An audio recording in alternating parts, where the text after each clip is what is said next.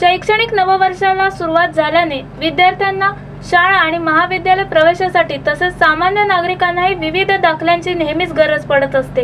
हे लक्षात घेऊन कल्याण पूर्वचे आमदार गणपत गायकवाड, उल्हासनगरचे तहसीलदार आणि विभागीय अधिकारी या सर्वांच्या सहाय्याने उल्हासनगर येथे एक दिवसीय दाखला वाटप शिबिराचे आयोजन करण्यात आले। शनिवारी 10 ते 5 या वेळात झालेल्या या शिबिराला 350हून अधिक जणांना विविध प्रकारच्या दाखल्यांचे वाटप करण्यात आले।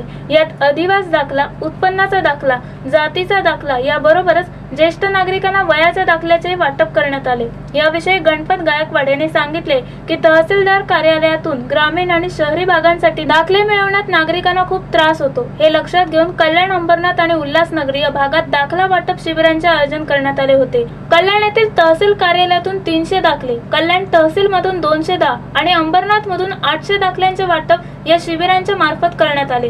कार्यक्रमाला अभिमन्यू गायकवाड, वंदना मोरे, सुनील गायकवाड, बंटी गायकवाड, गंगाधर भोसले यांनी मोलाचे सहकार्य केले। Bureau report, India TV news. आपण ग्रामीण भागामध्ये अंबरनाथ तहसीलदार, तसंच कल्याण तहसीलदार आणि आता उल्हासनगर तहसीलदार अशा तिन्ही मतदारसंघातील तिन्ही तहसीलदार या प्रत्येक ठिकाणी आपण एक दिवसीय दाखले वाटप ठेवलेलं होतं। जेणेकरून आपण पेपरला वगैरे बातम्या ऐकतो की तहसीलदारांचे एजंट किंवा तहसीलदारमध्ये दाखले वाटप वगैरे आम्हाला भेटत नाही वेळेवरती।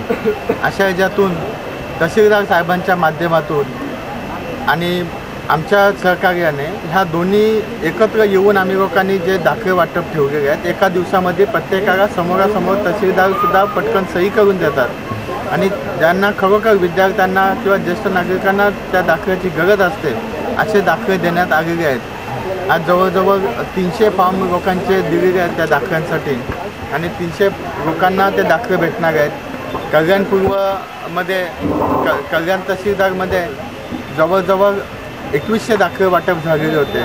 तसेच अंबरनाथ तहसीलदारमध्ये जवळजवळ 800 दाखले वाटप केलेले होते।